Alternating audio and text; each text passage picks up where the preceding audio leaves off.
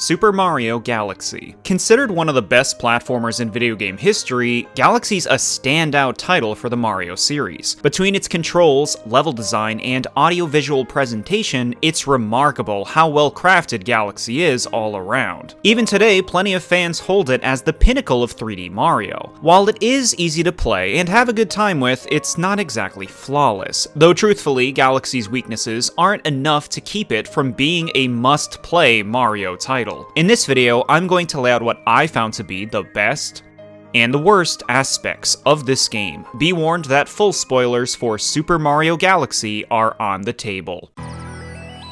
The best. Number 1, controlling Mario. Kind of expected by now, Mario controls spectacularly in Galaxy, an essential quality to ensure the game's fun to play. He has his fairly usual moveset: long jumping, ground pounding, side flipping, all of which are smoother and more responsive than ever. Mario has a well-balanced floatiness, giving you an exceptional amount of precision while getting around. His new spin move also helps keep him under control, letting you reset your momentum to fix missed jumps and get out of tight spots. It's quick and easy to pull off. Areas are designed to reward you for executing tough maneuvers. It feels great to triple jump over tight platforms. Wall kicking snappy and feels empowering in succession. Swimming is as usual pretty slow, but using a Koopa shell dramatically improves underwater exploration. If you're going to make underwater sections, this is a very appreciated addition. Launch stars have a nice sense of speed to them, while showcasing Galaxy's impressive visual style, and are even interactive since you can collect star bits during these. Comet challenges provide some nice variety, asking for some level of mastery with Mario's controls. The cosmic races in particular are a great way to highlight just how fluidly Mario can move through the environment. A few mechanics center around the motion controls, and while these aren't especially fun sections to play, they're only used a few times, and are not only easy to get a handle on, but help vary up the gameplay. In any case, motion controls granted the ability to collect star bits, anytime using the pointer. They're an appreciated new addition. Number 2, level design. Galaxy shows an absolute mastery of introducing new concepts, smoothly conveying things through visual feedback and clever design. Levels immediately make your goal clear, whether it's to collect star chips, find a way to a launch star, or get through a platforming challenge. Important things always stand out, placed with consideration for player psychology. Things are easy to understand because they're often taught to you in innate ways. For some examples, the first Galaxy to focus on the ice flower places it above a water spout you have to fall into after grabbing it, teaching you that when you're in ice form, you'll freeze the surface of the water. The boss Bugaboom has the same symbol on its back that Switches had earlier in the level, naturally telling you to ground pound it to damage it. Boos are defeated by drawing them into the light, so once you turn into a Boo yourself, it's immediately understood that what was once a helpful tool for defeating enemies is now an obstacle for the player. In the Ghostly Galaxy, you have to use bomb Boos to get past obstacles. By the end, you've grown accustomed to how they work, so the boss fight has you use that ability to defeat them. A lot of this stuff is subconsciously conveyed to the player, thanks to effective and smart level design. These techniques are a step up from the levels of 64 and Sunshine, ensuring Galaxy's easier to get into and enjoy. Number 3, boss fights. For the first time, a 3D Mario game actually has well-crafted boss fights. They're all original with varied designs and arenas. Each one's designed to target one of Mario's skills, asking you to be efficient enough with the relevant ability to take them down. Jumping with accuracy, timing ground pounds, spinning while avoiding obstacles, aiming and waiting for the right moment. They're simple conceptually, but perfectly designed for Mario's skill set. Weaving in and out of fire while smacking the boss feels awesome, and even though they're all short, their patterns change as the fights go on. The Daredevil comets are worth mentioning as some of the most challenging stars in the game, but they're fair fights that highlight how in control you really are during battles. It's nice to see the 3D Mario team nail boss fights after 64 and Sunshine made disappointing attempts at them. Number 4, visuals and music. Mario Galaxy looks gorgeous. Space is a fantastic setting for a Mario game, used to give a fantasy-like logic to each self-contained galaxy. Areas are colorful with a range of moods and themes. Some places are relaxing, others intense. Some even capture the loneliness of space. Collectibles are eye-catching, often lit up and sparkly. Stars in particular look better than ever, with a dazzling golden sheen, making them very satisfying to collect. Bosses express plenty of personality, as do enemies whose simple designs allow you to gauge their abilities and weak points just by looking at them. Galaxy's soundtrack gets a lot of attention for using orchestrated pieces, an appreciated choice that not only matches the setting, but helps elevate each set piece to something suitably extravagant. Melty Molten Galaxy is my #1 choice for an audiovisual showcase, with some of the best star challenges to match, but a lot of this game deserves credit for how wrapped up it is in magic and charm. Number 5, Rosalina. The Mario series rarely introduces new recurring characters, so the fact that Rosalina's been a mainstay ever since Galaxy shows how well done her execution is. Her appealing design, blue dress, and golden hair immediately set her as an icon and one of the biggest fan-favorite characters in the series. It's a wonderful look, but the real substance is in her backstory, presented in a unique format like you're reading a child's storybook. Rosalina's origins are surprisingly touching, endearing you to her special relationship with the Lumas. I'm really happy she wasn't left behind. She's a very successful character. Rosalina, her Lumas, and the Comet Observatory where they all live create a magical setting that gives Galaxy its heartwarming identity. She's a fantastic decision that really paid off. Super Mario Galaxy's a well-rounded experience. It's a significant example of 3D Mario understanding what to focus on, and offers fun, creative gameplay without a lot of hiccups along the way. But nothing's perfect, and despite all the things Galaxy does well, perhaps inevitably, some old problems have come along for the ride.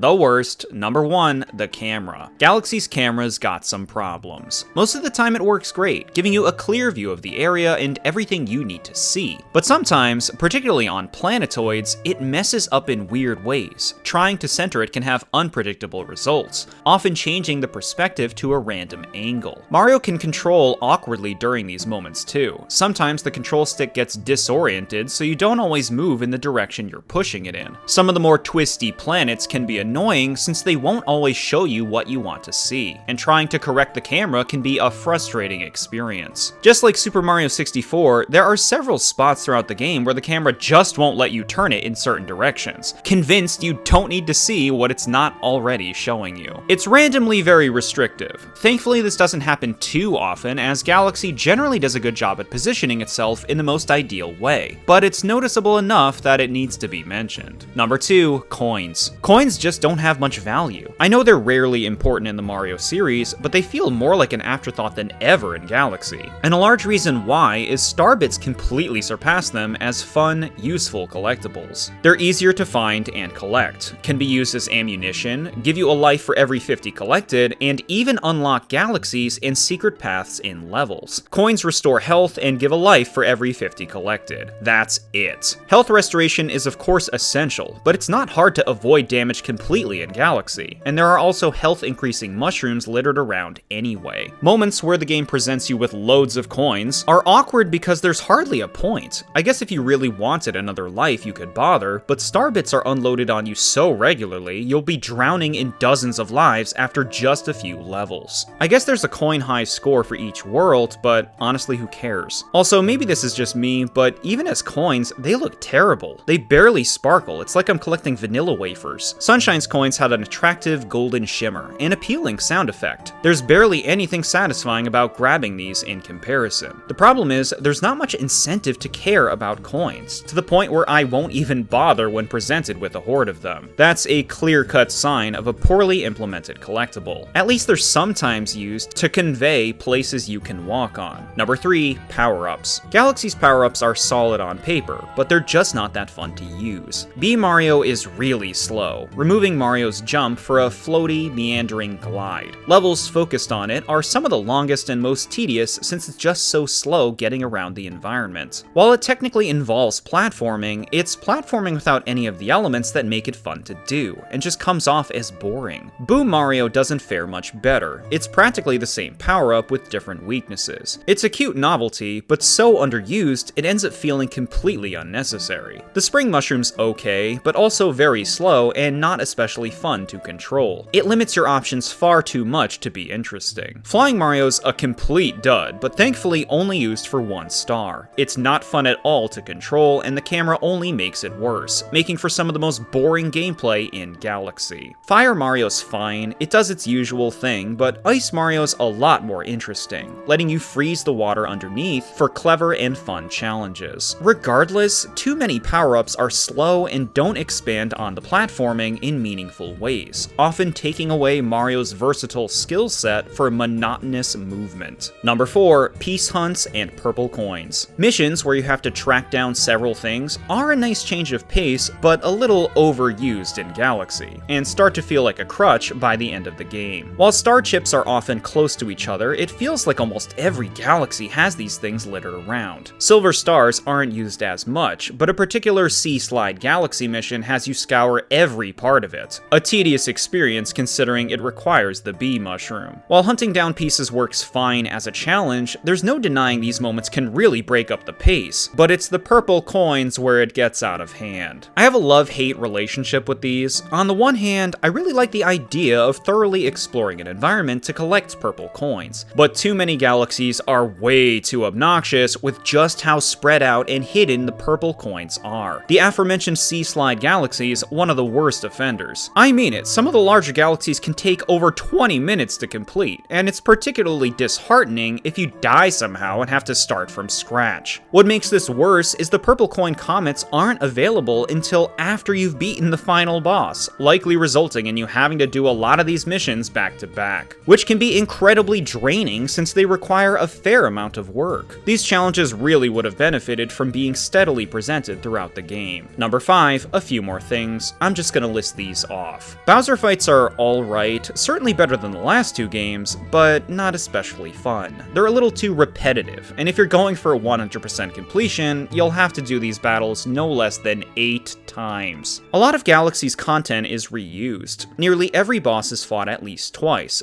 double that if you're going for 100%. Comet challenges reuse a lot of levels with only minor changes. Most of the time, they at least mix things up in interesting ways, but time trials are the worst of the bunch, slapping a generous timer on a level you've already done. I've never cared for time challenges in the first place, but these are worse because there's nothing interesting about how they're implemented. At least scatter some time pickups around the level so they're a bit more interesting. In fact, the sequel does exactly this. The prompt to save after getting a star is an annoying waste of time. Just save automatically, especially since you can replay stars anyway. The last issue's a pretty big one. 100% in Galaxy and unlocking the final level requires you to complete everything in the game twice. Once as Mario and once as Luigi. Every star, comet, purple coin collectathon, and gimmick twice. And don't forget the unskippable ending and credit sequence you'll have to watch 4 times. Absolutely ridiculous. This is a huge ask, and especially obnoxious to hide the final level behind this kind of requirement. The final Galaxy isn't particularly special, it's a victory lap more than anything, in a place you've already gotten to run around. But the very fact it's held behind such a ludicrous requirement, like completing the entire game again as a character who controls only slightly differently, is unnecessary, robbing you of a true 100% completion unless you bother with it. I can only imagine this was done to increase playtime, and that's a really poor excuse. Super Mario Galaxy isn't perfect, but honestly, a lot of my issues don't get in the way of how much fun it is to play. It's especially remarkable how much of a step up Galaxy is from Sunshine. It looks great, plays great, and is overflowing with creativity. Galaxy understands effective 3D game design. It's aged incredibly well, and is a must-play for anyone who enjoys 3D platformers. It's also a great entry point for someone just getting into them. Super Mario Galaxy is one of the best platformers I've ever played, shining with charm and leading the Mario series in the right direction. Thank you all so much for watching. If you liked my video, subscribe and check out my Patreon. I'd like to say thank you to all of my patrons for your support. I'll see you next time.